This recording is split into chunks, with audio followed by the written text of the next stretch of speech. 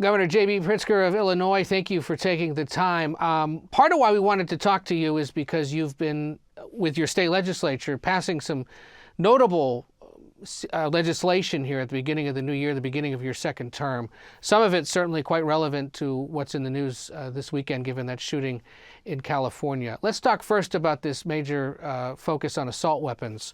The legislation you passed caps the sale of high-capacity ammunition magazines, bans so-called switches that allow semi-automatic firearms to fire rounds automatically, and it expands those so-called red flag laws that allow judges to keep people who are deemed dangerous away from firearms. But I noticed that last week a state judge essentially put up a temporary restraining order, at least a limited one, for about 800 plaintiffs or so. What's your reaction to that ruling? Well, let's start with the fact that the plaintiffs in that case were venue shopping, and there's always some place to go among 102 counties in Illinois to bring a case with a judge whose political future might rest on the decision that he or she makes. So, look, it was poorly decided, and it will be overturned. I'm very confident of that. There are other cases. There's a federal route for these cases as well as a state route. This was a state filing, and then you'll see the federal filing from the Illinois State Rifle Association, basically the NRA here in Illinois. We think we're going to win, and we've got the Constitution behind us, and constitutional scholars and experts who helped to draft the legislation. So feel pretty good about the ultimate result, but there'll be some delay here of implementation because of the decision by a small minority here in Illinois to they couldn't win in the legislature, they couldn't win at the ballot box, and so they're trying to win in court. Well, what's also interesting, there's at least one county sheriff, I believe it's DuPage County, who has said he doesn't plan to enforce this new assault weapons legislation. How would you get him and other sheriffs to comply? Well, let me start with the fact that the sheriffs and their deputies are a very small number of the total law enforcement in a state, and certainly in our state. We have, it's mostly local police and state police in Illinois. So not as worried about this, minority of law enforcement. But let's be clear, you don't get to choose what laws you enforce when you are in law enforcement. You have to, enforce the laws whether you like them or not. You take an oath to do that, and these sheriffs have taken that oath. So, I think the voters will take that into account when they are looking at whether to reelect that sheriff. The debate that ensues after mass shootings across the country, pass this kind of legislation or focus on mental health. What assures you that getting this big piece of legislation passed, as your first big one in the second term, will prevent gun-related crime, will prevent mass shootings like this from happening in the land of Lincoln? Well, let's recognize that there is always a lot of talk about, we need to pass some gun safety legislation after these major mass shootings, and a great deal of concern by the people of the states in which this occurs. And it never happens because the NRA is so powerful in all of the states, even in a state like Illinois. And it's taken us years to get to a point where we could finally overcome their power in order to pass this legislation. So we're very proud of that fact. We also, by the way, have invested in mental health and substance abuse treatment significantly during my term in office. I've been in office for 4 years, and I'm proud of that fact. And there is a great deal of investment that we've over the last 2 years made in crime prevention, that is in violence prevention on the streets, lots of programs to put kids to work during the summers and so on. So we're doing quite a lot. What makes me think that we're going to have a diminution of crime in our state is we're doing all of those things. You can't just do one. Assault weapons ban all by itself doesn't have the desired effect of truly reducing gun violence by a significant amount. It's important. It's one component. But you've got to do all these things. Now, Republicans talk an awful lot about mental health and say what we really need to do is not pass assault weapons bans, but really we need mental health treatment. But they voted against it every time in our state. And we've made significant strides in mental health treatment. So, they're hypocrites. They talk a lot about that, mainly because they don't want to talk about the fact that if you had an assault weapons ban in place, it really does reduce the number of shootings. We saw that nationally.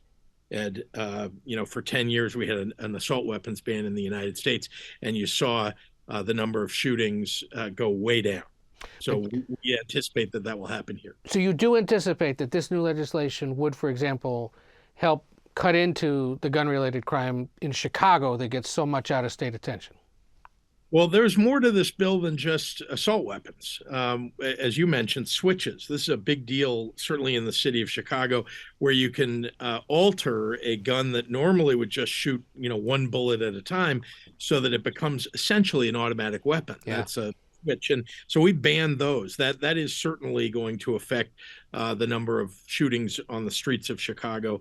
But look, it's a combination of all these things together. One more thing, you didn't mention the limitation on high capacity magazines, and that's a big deal, because think about Highland Park just for a second.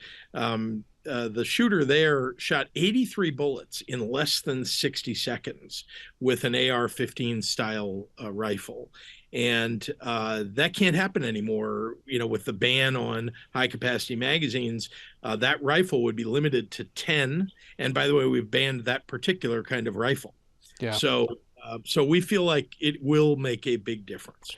Your legislature also, just out of the chute here, passed legislation to shore up abortion rights in Illinois, given that there are so many other states surrounding you now that are restricting or seeking to further restrict abortion rights. This new law would, among other things, protect the Illinois licenses of healthcare providers who are licensed in multiple states, who provide abortion services, but might cost them their license in a state where it doesn't. The other thing I found interesting is that this legislation would essentially bar you from extraditing somebody who maybe wanted in another state for violating that state's abortion laws by going to Illinois to get a procedure. You haven't had that happen yet, right? No, and what it really does is it puts some limitations on our ability to provide information that gets subpoenaed by another state about somebody's activities in the state of Illinois around reproductive rights. So we're very concerned about the fact that some other state will pursue somebody in the state of Illinois for something that is legal here, for doing something that is legal here. That shouldn't be allowed, right? If it's legal in this state, you shouldn't be able to prosecute in another state what somebody did here, and that's what we're trying to prevent. You've addressed concerns about gun control or restricting gun rights. You've passed legislation, signed it to shore up abortion rights. Two big priorities for Democratic Party voters, for progressives in Illinois and across the country. But why, you've done this, some other Midwestern Democratic governors are doing this, but it seems that Gavin Newsom or Kathy Hochul get all the ink about the kind of work they've either done or are trying to do. You sitting there in Springfield must get a little grated by the fact that they get all this attention, and yet you and some of these other Democrats in the Midwest are actually getting this stuff done. Well, I'm not grated by it. The truth is that Democratic governors are getting it done across the nation, and I'm very proud of what we're doing here in the Midwest. As you know, over the last 4 years, we raised the minimum wage to $15 an hour. We legalized cannabis and expunged the arrest records and conviction records of people with low-level cannabis convictions. We significantly increased college scholarships and made college much more affordable in our state, and we expanded childcare access and preschool. So, these are Democratic priorities that matter to me. And that, you talked about protecting reproductive rights and reducing shootings. Those all seem like things that the vast majority of people in the United States support, and here in Illinois. We also, I'll just mention, we passed paid leave just recently in the last couple of weeks, so people can get 5 days a year of paid leave to protect their families. Lots of folks have someone with an illness that pops up, and you shouldn't lose their job because they need to go take care of a child who's ill or a grandparent who's ill. So we're proud of the kind of policies that we put in place here, and I think we're a beacon for the country in the center of the country, and certainly a beacon for between the coasts. Illinois has really been at the forefront of these issues. A lot of those things you listed, though, they do cost money. And I know there are some legislators, at least now, pushing the idea again in Illinois of a graduated state income tax. Is that something you're willing to pursue again, or is that perhaps not the best way to pay for all this? Well, look, I'm in favor of a tax system that is fairer. I've always been in favor of that, and I fought for a graduated income tax. Didn't succeed at it, but that doesn't mean it couldn't happen. Look, we've done other things to make the tax system fairer in Illinois, and I'm going to continue to pursue those things. I'm just not sure that spending a lot of energy focused on trying again on something we just tried 2 years ago is a helpful thing. Meanwhile, we closed corporate loopholes in the state. It's been important to me to cut government wherever we could, while at the same time providing the services that people need. So we cut $700 million from our budget, and this was a lot of, frankly, things that I feel like were redundant and wasteful.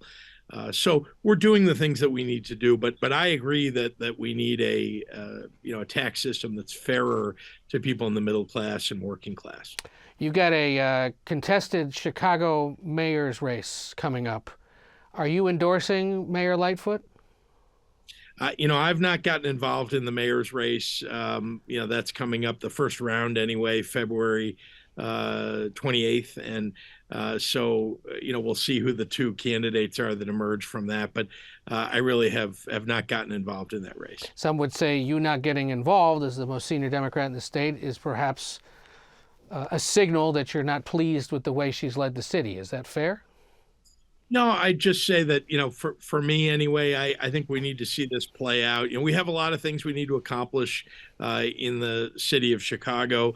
The state is certainly trying to be helpful. What's most important to me is that whoever the mayor is, whether it's Lori Lightfoot or any of the other candidates, that there's somebody who was willing to work with the governor of the state, because, there's so much we can get done and together. And I've seen it where the governor and the mayor don't get along, and that really has not worked well for the city or the state. How would you characterize your relationship with her now? Is it a good one, or one of those that isn't as cooperative as it could be? Yeah, we've worked together on a number of things, as you know, fighting COVID-19. That's been probably the most traumatic thing that people have experienced in our state. So we've worked very closely together on that. A number of items where the state can be helpful to the city. We've done that in Springfield to help out. So things have been pretty good, and I look forward to working. If she is reelected, I'll look forward to working with her. Just got off the phone with her just a little while ago, talking about some public safety matters that we're working on together. So I do, I'm going to do everything I can to help the city of Chicago in every way I can. And how's the bid for the Democratic convention in 24 going? You anticipated an announcement soon, right? Yeah, we're number one. That's all I can say. And I've said that to the president. Reminded him that Chicago is the best place that he could hold a convention. For anybody who's been around long enough to remember the 1996 Democratic convention here in Chicago, really, I've been to almost every convention during my adult lifetime. It was the best convention that Democrats have ever had. So I'm looking forward to putting on the best convention again and renominating Joe Biden. Okay, well, let's go there, because you just did. If he calls you and says, as he's contemplating his reelection, Governor, how should I be characterizing what I've done, and how should I be selling myself to voters now going into 2024? What would you tell him? What's the best way for a guy who, let's face it, is older than many Democrats are comfortable with running for president, is mired right now in the 40s, is now facing questions about his handling of classified material, but is overseeing an economic recovery, or at least an economy that's in better shape than some critics had worried about, and is, of course, helping execute a campaign against Russia. What would you say to him is the best way to go about campaigning in 2024? Well, I'm not sure I'm the right person to advise on, running for reelection as president, but I can tell you this. He needs to make sure that people remember who he is. This is a person with great empathy. And I think he demonstrated not only that empathy, but the ability to get things done in the worst crisis, perhaps in all of our lifetimes. It was Joe Biden that distributed the vaccines all across the nation and made sure that we were where we are now, which is past the hardest times in COVID-19. That's number one. And also, again, the empathy that he shows in everything that he does. The second thing is, not only did he get that big thing done, but he also, think about the challenge of the Congress that he got, where, 50-50 Senate, a very close House, and managed to get massive pieces of legislation that really lifted the economy out of recession in a very short period of time. So, that's not a small thing to brag about when you're running for reelection. And 3 or 4 or 5 major pieces of legislation that came through, despite the fact that he had very slim majorities. In fact, one thing that came through is he works across the aisle, right? This is a guy who served in the United States Senate and worked across the aisle when he was in the Senate. And now he's doing it as president. He proves that having experience doing that and having the respect of people on the other side of the aisle, being able to sit down in a room and really hammer out a deal, that's something that you need in these very turbulent, difficult times where the nation seems divided. This is a guy who brings people together. So you have no doubt that he should run for re-election? Yeah. I mean, look, again, he's got an awful lot that he's gotten done, and I expect that he will get done over the next, 6 years. And if for some reason he takes a pass, you still ready to pull the plug and do it yourself? What do you mean still ready? I just got reelected as governor of Illinois. I intend to serve out 4 years. And frankly, I intend to help renominate Joe Biden in a convention in Chicago in 2024. You're a governor who knows how to set goals. Look, J.B. Pritzker, we appreciate you taking the time, as always, and let's do this again soon. Thank you.